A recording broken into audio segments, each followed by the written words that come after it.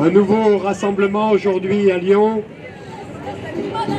Après 6 mois de guerre totale contre le peuple palestinien et un bilan tragique que chacun d'entre nous a bien en tête, avec bien entendu les risques de guerre généralisés du fait d'un État israélien fauteur de guerre permanent et un peu plus que permanent en ce moment, puisque outre Gaza, outre les meurtres et les crimes en Cisjordanie, il y a bien sûr le Liban, il y a bien sûr l'attaque contre l'ambassade iranienne à Damas. Donc il y a bien sûr les fauteurs de guerre qui sont aujourd'hui largement à l'œuvre et dont évidemment l'État génocidaire israélien porte l'entière responsabilité. Alors, plus de 6 mois, et nous le savons, vous le savez, un nombre de morts très important, plus de 30 000, plus de 12 000 à 13 000 enfants. Et puis nous apprenons, parce qu'aujourd'hui c'est documenté, maintenant nous apprenons les intentions évidemment assassines de l'État d'Israël. Nous apprenons l'utilisation évidemment de manière très documentée de l'intelligence artificielle qui porte extrêmement mal son nom. Et donc, maintenant est documenté les assassinats ciblés, les intentions génocidaires et le génocide in fine à Gaza. D'où la nécessité de continuer à se rassembler, à manifester, unis ici à Lyon comme au premier jour, et toujours unis dans cet objectif de cesser le feu, bien entendu, dans l'objectif de faire cesser les massacres en cours et de faire cesser le génocide en cours à Gaza. Alors, chers amis, nous sommes encore là. D'ores et déjà, nous vous appelons à un nouveau rassemblement samedi prochain, place des Terreaux, parce que non, nous ne lâcherons rien. Et puis, un message particulier parce que nous appelons à faire de ce 1er mai un 1er mai aux couleurs de la Palestine, un 1er mai aux couleurs de Gaza. Et ce 1er mai sera particulier parce que c'est non seulement la grande fête des travailleurs du mouvement syndical aujourd'hui, mais ce sera la fête entre guillemets et en tout cas la commémoration pour commémorer le droit international, pour commémorer la mobilisation internationale autour de Gaza et autour de la Palestine. Donc nous appelons ici à Lyon, souvenez-vous, il n'y a pas de bus ce jour-là, donc par tout moyen, nous serons au cœur de la manifestation organisée par les organisations syndicales pour répéter encore et encore la nécessité d'un cessez-le-feu et la nécessité que les dirigeants israéliens soient enfin déférés devant la justice internationale. La Cour pénale internationale est là pour ça, et nous entendons aussi les décisions, de nouvelles décisions de la Cour internationale de justice. Alors, chers amis, nous sommes encore là, vous êtes encore là, et c'est ce qui compte aujourd'hui encore au centre de la ville de Lyon, pour être dans la visibilité et pour dire à ceux qui se taisent et à celles qui se taisent qu'il est grand temps, il est plus que temps, il est même temps, il est même légèrement tard, mais il n'est jamais trop tard pour s'exprimer, parce que, comme le disait Martin Luther King, à la fin, nous nous souviendrons non pas des mots de nos ennemis, mais des silences de nos amis. Alors qu'ils s'expriment, ceux-là et celles-ci, et qu'ils rappellent encore une fois les mots ont un sens, que est en cours aujourd'hui à Gaza un génocide et qu'il faut absolument un cessez-le-feu permanent et définitif. Je vous remercie et je donne la parole à l'association France-Palestine Solidarité. Alors, la parole à l'Union juive française pour la paix qui s'est positionnée correctement dans la file d'attente. À l'heure où ces lignes sont écrites, il y a plus de 40 000 morts ou disparus à Gaza. C'est l'équivalent d'1 300 000 morts en France. Donc plus personne ne peut nier, malgré le matraquage médiatique et malgré la complicité du pseudo-arc républicain, qu'on a affaire à un génocide. En Israël, les barrières morales se sont écroulées. Les Israéliens se vivent en victimes et pas en bourreaux. Tous les dirigeants israéliens ont théorisé l'idée qu'il était légitime de tuer tout le monde, y compris les femmes et les enfants.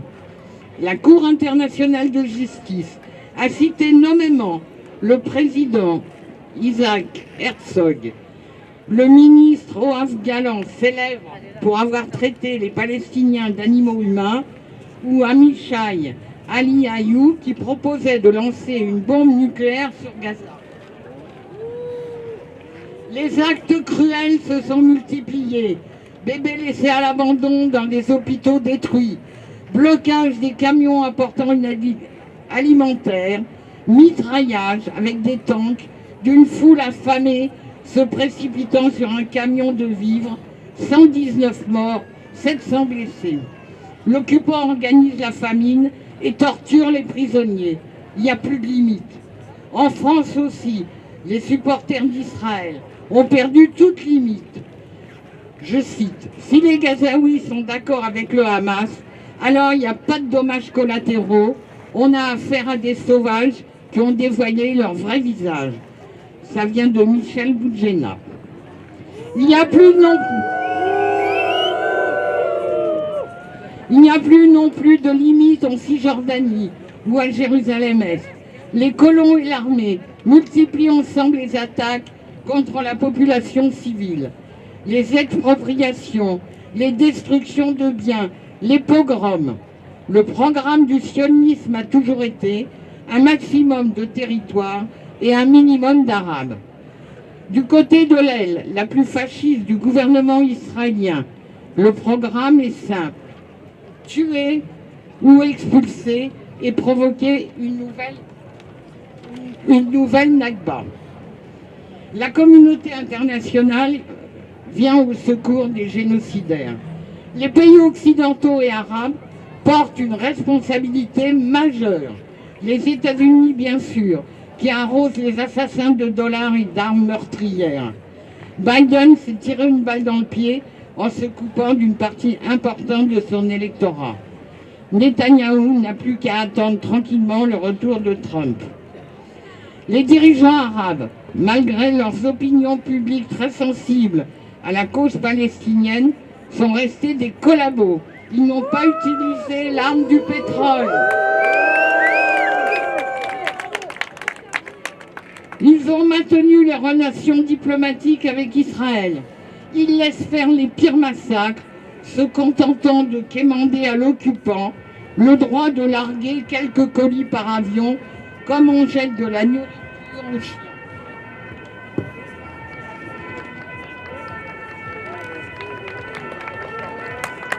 Les dictatures du Golfe rêvent de ramasser la mise en cas de cessez-le-feu en installant leur homme Mohamed Dalan à la tête de Gaza.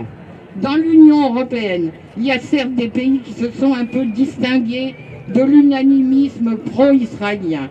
L'Espagne, l'Irlande et la Belgique.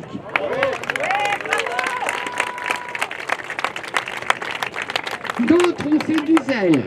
Le Premier ministre suédois a fait un superbe lapsus. Il a dit « Israël a le droit de commettre un génocide. De se défendre. » En Allemagne et en France, les manifestations pour la Palestine ont été interdites. Les chefs d'État ont multiplié les déclarations. Macron, au début, allant jusqu'à proposer d'engager l'armée française contre le Hamas. Les militants, souvent arabes, sont poursuivis pour apologie du terrorisme dès qu'ils ne reprennent pas le discours dominant. Les médias martèlent la version officielle sur le pauvre peuple israélien traîtreusement attaqué. C'est la destruction du droit international. L'Occident avait beau jeu de dénoncer des pays comme la Russie, l'Iran, la Chine, dénoncés comme d'affreuses dictatures. Le soutien occidental, un régime qui assume de tout détruire, d'assassiner méthodiquement des familles entières, de les affamer, les décrédite totalement. Toutes les valeurs que cet Occident était censé représenter, la démocratie, le droit des peuples, ont été piétinées. Israël a détruit tout ce qui restait du droit international tel qu'il était censé exister depuis 1945. L'impunité, la cécité volontaire vis-à-vis du rouleau compresseur colonial, le silence devant les pogroms perpétués par les colons et l'armée, la surdité devant les appels au meurtre des dirigeants israéliens, tout ça ramène la planète à la loi de la jungle. Il n'y a plus de règles.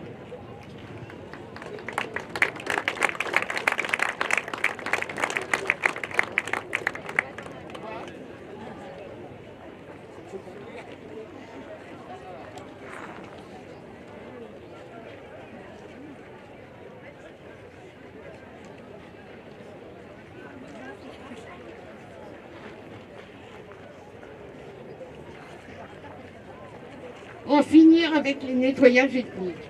Avant d'aboutir au fascisme décomplexé sionisme, a été au départ une théorie de séparation proclamant que juifs et non-juifs ne peuvent pas vivre ensemble, ni dans le pays d'origine, ni dans le futur État juif. Cette idéologie a produit le colonialisme de remplacement et la folie meurtrière de l'État juif ethniquement pur. Aucune paix juste ne sera possible avec le maintien de l'État juif et de toutes les institutions racistes qu'il a créées. Ça veut dire la fin du sionisme. Les Palestiniens ne réclament pas un État, 2 États ou 36 États. Ils demandent juste qu'on leur applique le droit international. Ce droit, c'est la liberté, l'égalité des droits politiques, la justice.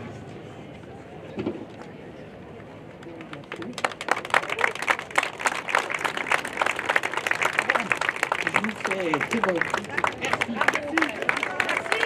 Merci à l'Union juive française pour la paix de rappeler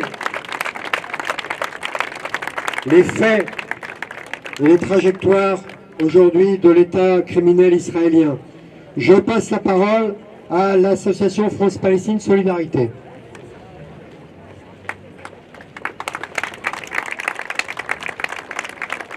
Il y a quelques jours, plusieurs organisations internationales ou nationales, la FPS, Attaque, Solidaire, Amnesty International, ont déposé des référés auprès des tribunaux pour dénoncer, pour parler des livraisons d'armes à Israël et de l'obligation d'arrêter ces livraisons d'armes.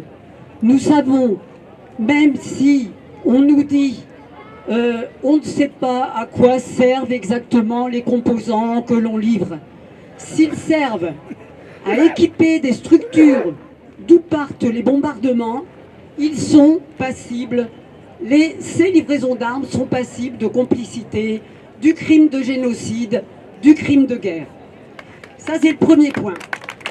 Concernant la Cour internationale de justice, depuis le 26 janvier, il a bien été qualifié que nous étions sur ce territoire dans un risque avéré de génocide.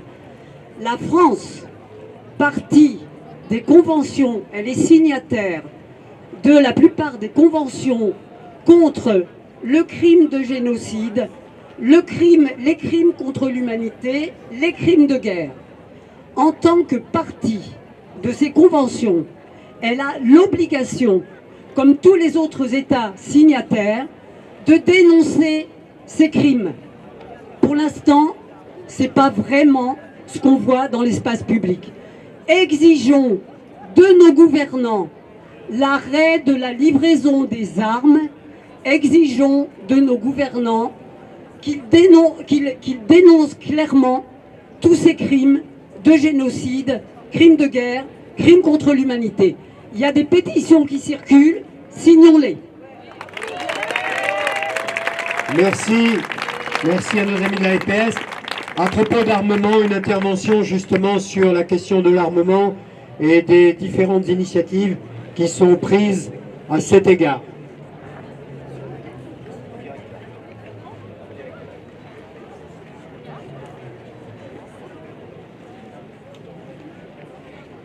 Merci, bonjour à tous et toutes. Je prends la parole au nom du groupe de travail contre la coopération militaire France-Israël pour le collectif 69 Palestine. Merci. Les armes françaises tuent à Gaza. La coopération militaire entre la France et Israël rend notre pays complice du génocide en cours. La France a ratifié le traité du commerce des armes qui interdit aux États d'acheter et de vendre du matériel militaire ou des armes s'ils ont connaissance de ce qu'elles pourraient servir à commettre un génocide, des crimes contre l'humanité, des crimes de guerre, des attaques dirigées contre des populations civiles. Cette collaboration est donc en totale contradiction avec les engagements du gouvernement français. Fin octobre 2023, la France a autorisé la livraison de matériel militaire à Israël. Au moins 100 000 pièces de cartouches pour des fusils mitrailleurs ont été expédiées en secret via une cargaison depuis Marseille. Le 29 février dernier, l'armée coloniale israélienne a ouvert le feu sur des centaines de Gazaouis qui tentaient de récupérer de quoi manger et nourrir leur famille. Des douilles de ces cartouches, envoyées par la France, ont été retrouvées autour des camions d'aide alimentaire. 112 morts, 112 Gazaouis qui venaient juste récupérer de la nourriture ont été massacrés par des balles françaises. Voilà ce que fait le gouvernement français. Voilà à quel crime servent nos armes. La France, deuxième pays plus gros vendeur d'armes au monde, est de fait complice du génocide à Gaza. Dans notre région, en Rhône-Alpes, les usines de fabrication d'armement ne manquent pas. À titre d'exemple, PGM Précision, une entreprise basée en Savoie, est un fournisseur attitré de la police nationale française, mais a également fourni des fusils d'assaut à l'armée israélienne. Plus proche encore, ici même à Lyon, le cluster Eden est un regroupement d'une centaine d'entreprises de fabrication d'armes, hébergées par la Chambre du commerce et d'industrie, à 2 pas de la place Bellecour. Ce cluster, dont PGM Précision est membre, contribue à cette coopération mortifère. Les instruments de mort et de destruction utilisés sur les habitants de Gaza dans cette guerre coloniale se fabriquent près de chez nous.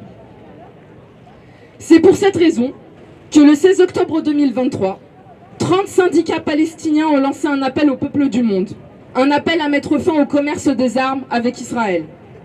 C'est pour répondre à cet appel que de nombreuses actions ont été menées partout en France et dans le monde. Des blocages, des rassemblements, des tractages devant des sièges d'entreprises ou dans des lieux publics. La campagne Stop Arming Israël est née pour faire écho à la parole du peuple palestinien. Des dizaines de syndicats et d'organisations à travers le monde, dont certaines en France, s'y sont impliqués dans la continuité du mouvement BDS, boycott des investissements et sanctions.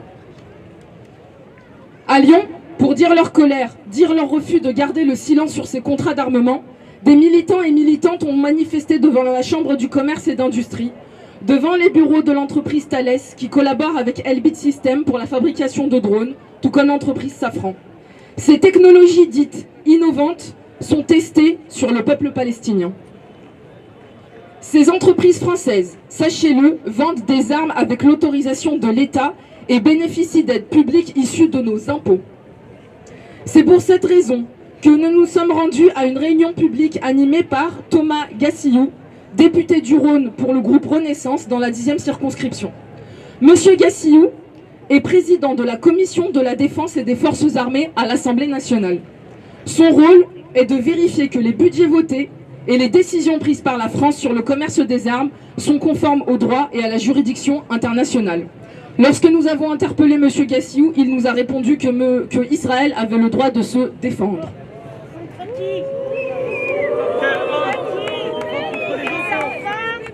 Nous entendions et nous entendons toujours lui demander des comptes sur la coopération militaire entre la France et Israël, à lui ainsi qu'à tous les députés membres de cette commission. Cette visite surprise que nous lui avons faite ne sera que la première d'une longue série tant que nous n'aurons pas obtenu des réponses, obtenu surtout la cessation de tout commerce des armes entre la France et l'État colonial israélien génocidaire. Le 5 avril 2024, le Conseil des droits de l'homme des Nations Unies avait adopté une résolution exigeant l'arrêt des ventes d'armes par 28 voix pour 6 contre les États-Unis et 13 abstentions en France. On ne peut que s'indigner du caractère non contraignant de ce texte comme toujours. Mais les initiatives se multiplient. En France, dans une lettre adressée à Emmanuel Macron le 5 avril 2024, 115 parlementaires alertent sur la barre symbolique des 33 000 morts et 13 750 enfants tués dans la bande de Gaza et demandent l'arrêt immédiat des ventes d'armes de la France à Israël. Pour rappel, la Cour internationale de justice de l'ONU, saisie par l'Afrique du Sud, avait estimé en janvier dernier qu'il existait, je cite, un risque plausible de génocide à Gaza. Il est plus que temps pour la France de cesser ce commerce de la mort, qui est en contradiction totale avec les valeurs qu'elle prétend porter, en contradiction totale avec tous les traités qu'elle a signés. Le Canada l'a fait, les Pays-Bas, l'Espagne, le Japon l'ont fait. La France doit se donner pour rôle de promouvoir la paix et non pas se rendre complice et actrice d'un génocide. Nous appelons aussi tous les salariés, les syndicalistes des entreprises d'armement à refuser de fabriquer et de transporter des armes pour Israël. Nous poursuivrons nos actions d'information, nos interventions, nos protestations devant la Chambre du commerce et d'industrie, devant les sièges d'entreprise, devant les usines et partout encore où il le faudra. Continuons ensemble à faire pression sur le gouvernement afin qu'il mette fin à ce commerce de la honte.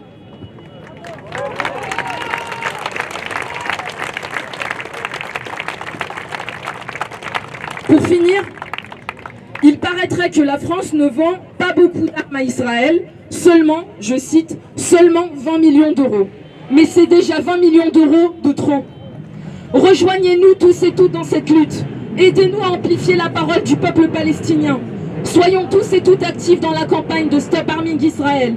Mettons la pression aux vendeurs de morts, cessons d'armer Israël.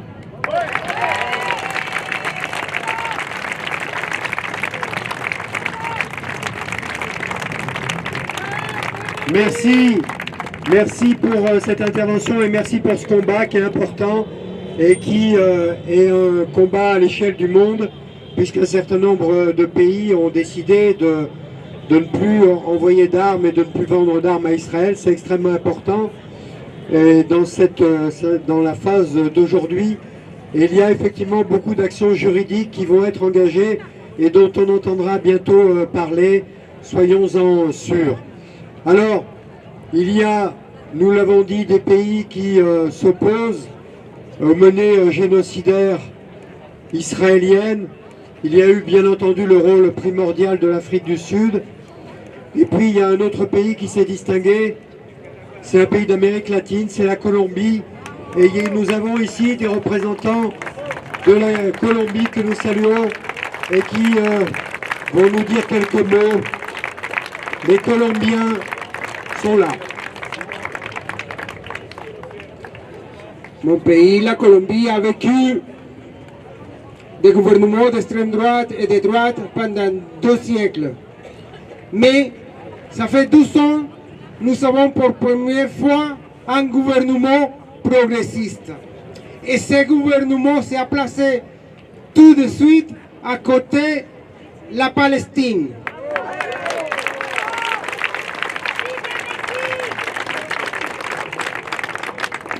Je suis membre de l'association France-Colombie Solidarité à Lyon et je vais lire un communiqué de presse du gouvernement du président colombien adressé à la Cour internationale de justice. Bogotá, avril 2024. Communiqué, président de la République de Colombie et le ministre des Affaires étrangères. Afin de soutenir le procès de l'Afrique du Sud contre Israël devant la Cour internationale de justice et de contribuer de manière tangible à la défense de la cause palestinienne sur la scène judiciaire, le gouvernement de la Colombie a décidé d'intervenir dans ce processus. En intervenant, le mécanisme prévu pour l'article 63 du statut de la Cour. Nous présenterons à la Cour notre interprétation des normes de la Convention contre le génocide qu'Israël ignorait avec ses actions militaires à Gaza. Le président Gustavo Petro et le ministre des Affaires étrangères, Luis Gilberto Murillo, ont donné les instructions que dans les prochains jours, faire une déclaration d'intervention de la Colombie en vertu de l'article 63 de la Cour internationale de justice. Nous invitons à les États partis de la Convention de 1948 à faire de même. Non seulement un signe de solidarité avec la Palestine en cette heure tragique, mais aussi un signe de refus des violations de cet important traité d'Israël commettra, qui ne deviendra pas à laisser en impunité. Pardon. La communauté internationale ne peut pas rester indifférente lorsque la faim est utilisée comme une arme de guerre. Si la Cour internationale de justice dans cette affaire constituera une violation flagrante du droit international qui ne peut pas être tolérée pour la Cour internationale de justice, les Palestiniens de Gaza, y compris des enfants, des femmes, des personnes âgées, souffrent de la famine et sont privés de tous leurs besoins fondamentaux à la honte de la communauté internationale. Finalement, la Colombie espère qu'Israël respecte la mettre en œuvre immédiate les mesures données pour la Cour internationale de justice et le Conseil de sécurité de la ONU. Ça contribuera à mettre fin aux bandes de sang à Gaza et dans les territoires occupés. Signé Gustavo Petro, président de la Colombie.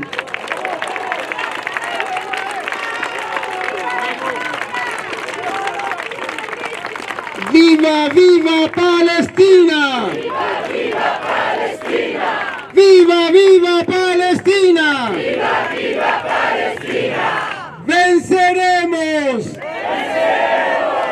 ¡El pueblo unido jamás será vencido! ¡El pueblo unido jamás será vencido!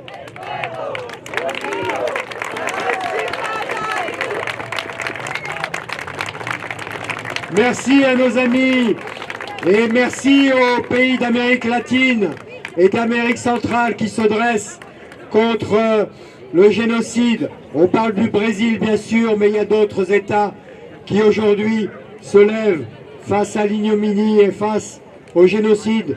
Merci à la Colombie et au peuple colombien.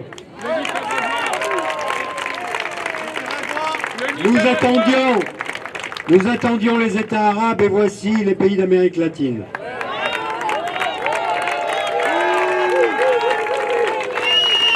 Alors, nous avons parlé et nous avons évoqué les risques de guerre, aujourd'hui de guerre généralisée. La parole à nos amis de la libre pensée pour évoquer ce point-là de la guerre et de la paix. Merci. C'est difficile de parler après des interventions aussi percutantes. L'essentiel pratiquement a été dit, mais en effet, il y a une dimension qui nous inquiète de plus en plus. Alors si je prends la parole, c'est au nom de la libre pensée, c'est aussi au nom de l'association laïque des Amis des Monuments Pacifistes du Rhône, qui fête son 30e anniversaire. C'est un événement qui aura lieu vendredi 13 à 18h, vendredi 12, vendredi qui vient, le 19 avril, excusez-moi, à 18h30 au Palais du Travail de Villeurbanne. Des papiers vous sont distribués. Donc je remercie le collectif Palestine de nous permettre de faire cette communication. Ce que je voulais dire par ailleurs, c'est que d'abord, évidemment, nous sommes tous là pour le cessez-le-feu, pour la cessation totale de toute coopération militaire ou technique avec Israël qui n'aboutit qu'au massacre de la population. Au sujet du nombre de morts, en réalité, personne ne le connaît. On dit 32 000, 33 000. Il faut savoir que les services d'état civil à Gaza ne fonctionnent plus, qu'ils sont dans l'incapacité eux-mêmes de compter les morts. Des morts qui, par ailleurs, sont aussi pour certains sous les décombres, qui n'ont pas été retrouvés, et tous ceux qui vont inévitablement mourir dans cette logique, et peut-être de façon exponentielle, avec la famine qui prend une tournure de plus en plus alarmante.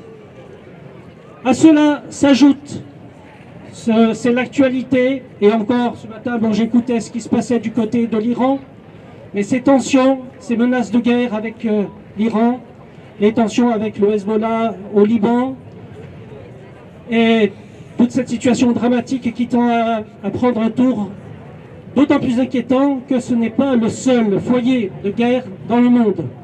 On pourrait évoquer l'Afrique, on pourrait évoquer ce qui se passe en mer de Chine, on peut évoquer ce qui se passe évidemment en Ukraine.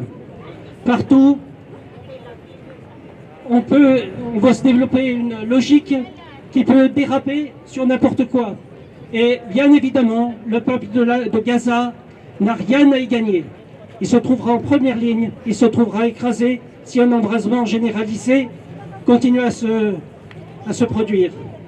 Alors, nous, c'est notre point de vue, nous sommes contre la guerre, contre toutes les guerres, quel qu'en soit le théâtre, parce que partout c'est la même logique de violence, de guerre contre des gens qu'on n'a jamais vus, avec qui on n'a jamais eu de conflit, comme en France lors de la Première Guerre mondiale.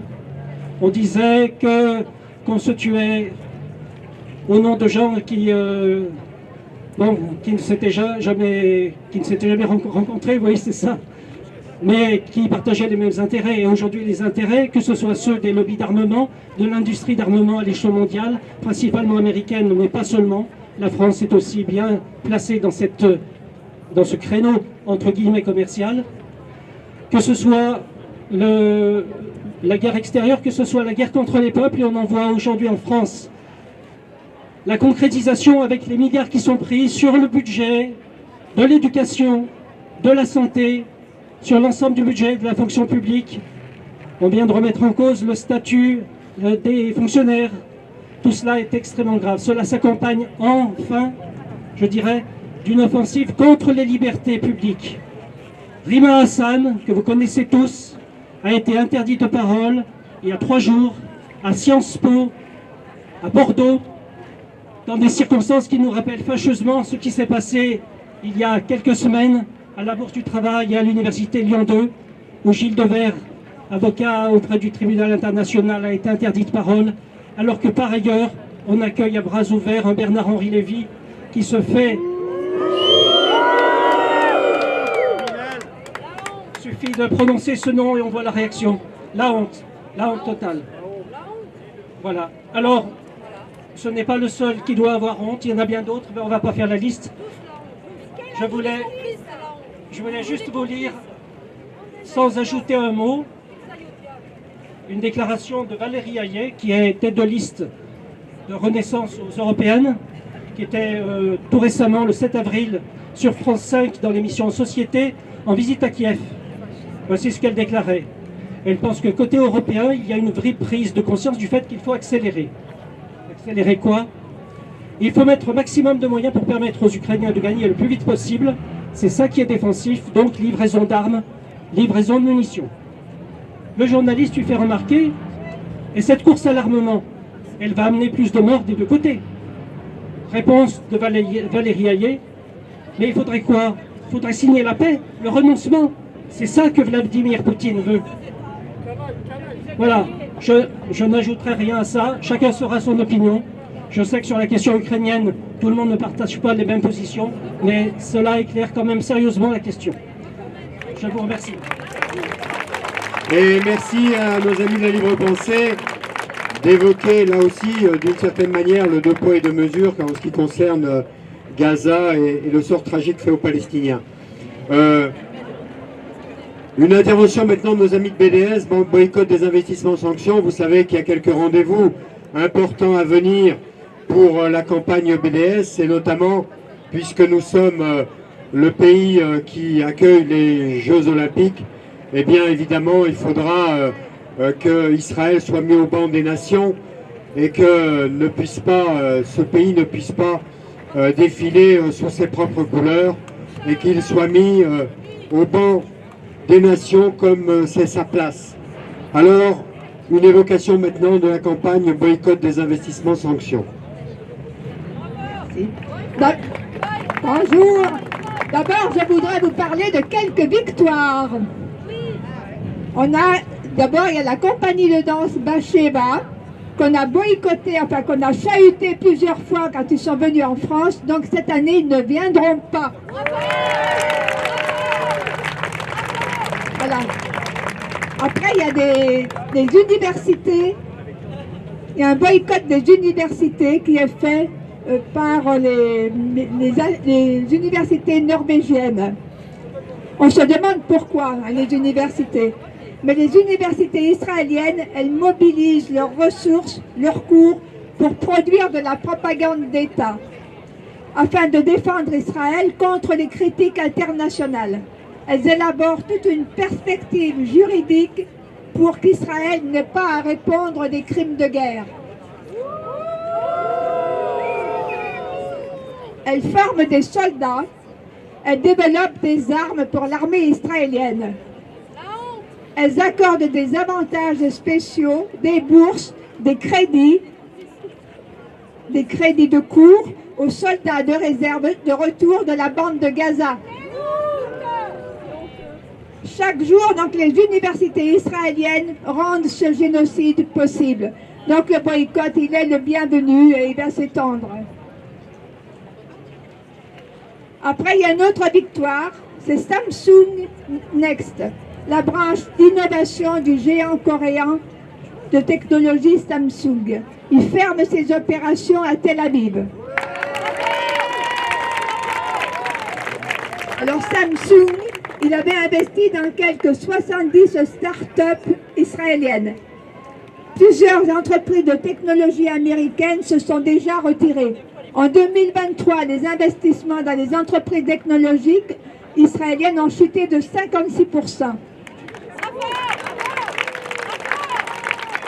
Le financement du secteur israélien de la cybersécurité en 2023 a atteint son plus bas niveau depuis 5 ans. Peut-être en raison de la perte de confiance dans les prouesses sécuritaires. Vu le 7 octobre, comment ça s'est passé, la sécurité israélienne, voilà, les systèmes de sécurité ne sont pas bien fiables. Alors, le chef de l'opposition, Yair Lapid, écrivait déjà « Israël n'est plus la Start-up Nation, c'est une nation en crise ».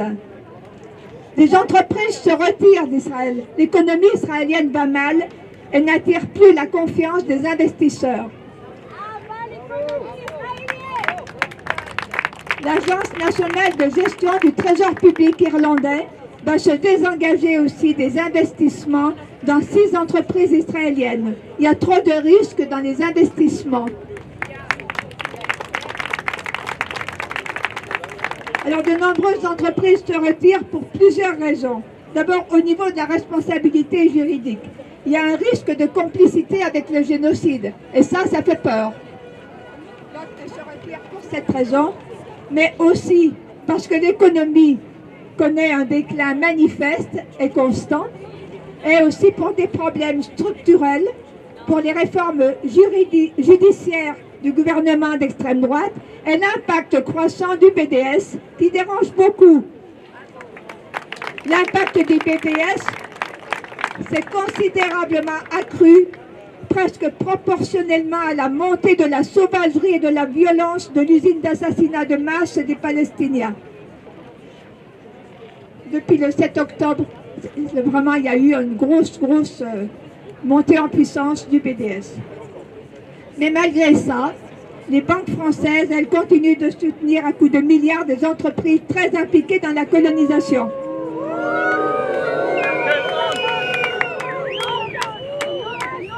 C'est BNP Paribas, la Société Générale, la Banque Populaire Caisse d'Épargne, des milliards qui vont à la colonisation et à l'armement. Donc fermez vos comptes si vous en avez dans ces banques-là, retirez-vous de ces banques. Il y a aussi la compagnie d'assurance AXA qui poursuit ses investissements illégaux dans les banques israéliennes impliquées dans les crimes de guerre. C'est pareil, si vous êtes actionnaire, allez à l'Assemblée Générale de AXA pour parler de la Palestine. Voilà, et on continue. HP, Carrefour, on ne lâche pas la pression.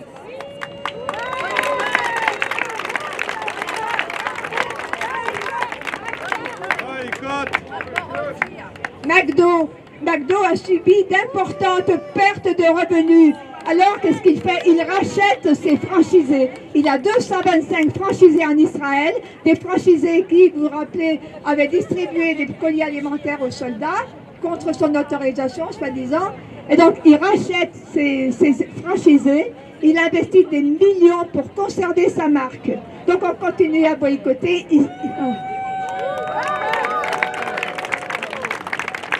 Il y a l'Union européenne de radio-télévision qui va accueillir Israël. Et en tant que citoyen, il est de notre devoir de refuser que l'Eurovision soit instrumentée pour blanchir des politiques criminelles. En plus, Israël n'est même pas dans l'Europe. Le concours Eurovision de la chanson est un projet de paix. Il ne doit pas être entaché par la participation d'un génocidaire. Il y a des pétitions qui circulent en ligne, donc je vous invite à les consulter. Et il y a les Jeux Olympiques. Les Jeux Olympiques ne doivent pas se tenir comme d'habitude tant qu'Israël continue d'intensifier son génocide et d'enraciner son régime d'apartheid. Nous ne pouvons pas rester les bras croisés alors que le CIO permet à Israël d'utiliser les Jeux Olympiques pour blanchir par le sport son génocide. Il faut soutenir les... Il y a un appel des équipes palestiniennes en ligne qu'il faut soutenir. Le boycott sportif d'Israël enverra son message. La politique raciste d'occupation et d'expulsion contre les Palestiniens est inacceptable.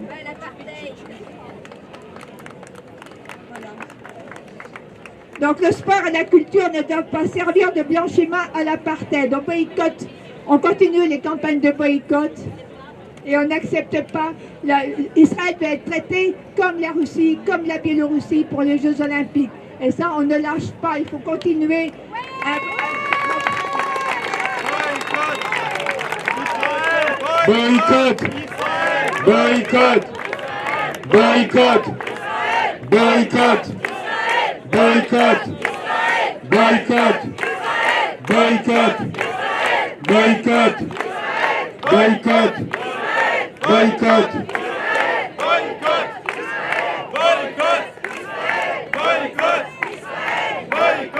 Enfants de Gaza, enfants de Palestine, c'est l'humanité qu'on assassine. Enfants de Gaza, enfants de Palestine, c'est l'humanité qu'on assassine. Enfants de Gaza, enfants de Palestine, c'est l'humanité qu'on assassine. Enfants de Gaza, enfants de Palestine, c'est l'humanité qu'on assassine. Enfants de Gaza, enfants de Palestine, c'est l'humanité qu'on assassine. Enfants de Gaza, enfants de Palestine, c'est l'humanité Gaza, enfants de Palestine, c'est l'humanité qu'on assassine. Enfants de Gaza, enfants de Palestine, c'est l'humanité qu'on assassine. Enfants de Gaza. Vous dire que saluer une petite action de nos amis cet après-midi. Si vous passez par la fontaine des terreaux ou la fontaine des Jacobins, vous pourrez voir une fontaine rouge sang. Et c'était simplement pour rappeler à tous les Lyonnais et les Lyonnaises qui passent par là le triste sort et le terrible sort qui est réservé aux Gazaouis. Et que ce rouge sang, c'est le rouge aujourd'hui des fontaines des Jacobins et des terreaux. Merci pour cette action. C'est un produit autobiodégradable mais qui rappelle encore une fois le bain de sang à Gaza et l'absence d'eau d'ailleurs à Gaza. Merci d'avoir été présents et présentes pour ce rassemblement. On se donne d'ores et déjà rendez-vous samedi prochain pour un nouveau rassemblement, place des terreaux cette fois-ci. On essayera de mettre en place un immense drapeau palestinien. On va voir comment on peut faire ça avec vous. Et puis vous rappelez, donc ça c'est le samedi 20 avril, samedi prochain à 15h, place des terreaux. Et puis vous rappelez ce rendez-vous d'ores et déjà pour la grande manifestation du 1er mai. Ça doit être une manifestation puissante cette année aux couleurs de la Palestine et aux couleurs du peuple palestinien. Merci d'avoir été là et merci, on reste encore un peu ensemble en musique.